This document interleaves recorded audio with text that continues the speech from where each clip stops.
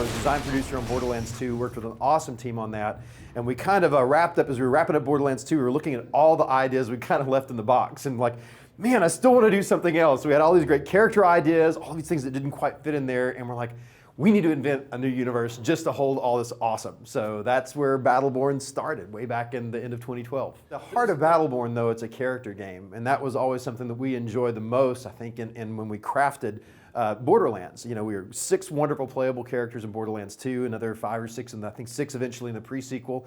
We like making characters at Gearbox and really enjoyed that. So when we were starting Battleborn, we certainly looked at other games that were really big character promise games, and the MOBAs were certainly part of that. Also really loved what the MOBAs did with teams and team play, and with the competitive. We knew we wanted to come back to competitive in a big way. So there was definitely some influence and some inspiration in that, but it still wraps it all in that great, comfortable first-person shooter play. It's been a labor of love, you know. Yeah, it's an immense amount of work, but we love every one of it. I mean, you go and talk to the guys at Gearbox, you're gonna find camps of people who every character is their favorite, and they're gonna want to tell you all about them. We're all kind of proud parents of our 25 children. Right now, I have 2 that on any given hour of the day, it's gonna be one or the other. Arindy, who's actually featured back here, our Chaos Witch. It's really fast, frenetic, in and out, explosive magic damage.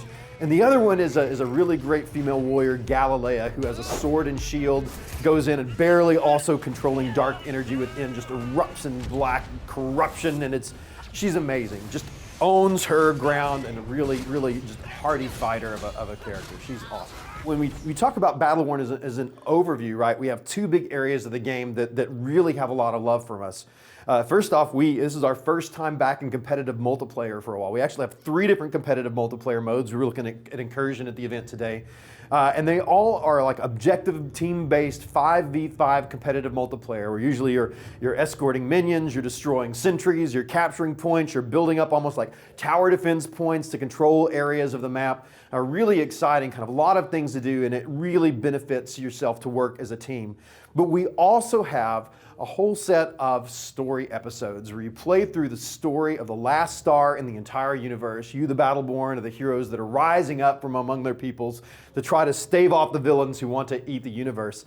You play through a number of different missions there that tell the story of how those Battleborn came together, how they defended the universe, from single player all the way up to 5-player co-op. So Battleborn has a lot of ways to enjoy our 25 characters. It's a sci-fi universe. I actually even call it science fantasy. I mean, we've got an elf with a bow and a dwarf with an axe, and to a degree, Battleborn is the imaginations of the developers, is thinking back to our childhood to some degree, where we have these massive toy boxes and we're just putting out this action figure and this action figure and this action figure and a little mix of each. So when people sit down and play, I really hope they feel the amount of love and care that's gone to this, and I hope it brings back some new memory, or brings back some old memories, it creates some new memories, it mixes them all together, and really just outstanding action play with some really vibrant heroes in this universe. Certainly when you're making any kind of competitive multiplayer, whether or not it's an esport, lives or die based on the balance.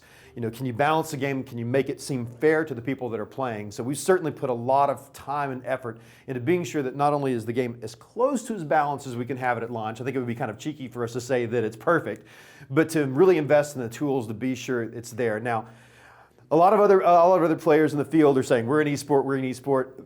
Again, at Gearbox, we just love to make games that people love. If players want to go that way and want to make it into an esport, they want to play it competitively, it certainly is a competitive game. It's got some great characters, it's got some great options. We think it can grow there, but we want to wait and see what the players do. If they jump onto it, man, I will jump into that boat with them, and we're going to take an amazing voyage. And I think we're really shooting with Battleborn for a broad audience of players who can jump in and either play the game competitively, which I think is really, really cool, because it's usually such a niche group of people that can do well with that. I think more people will enjoy that in Battleborn.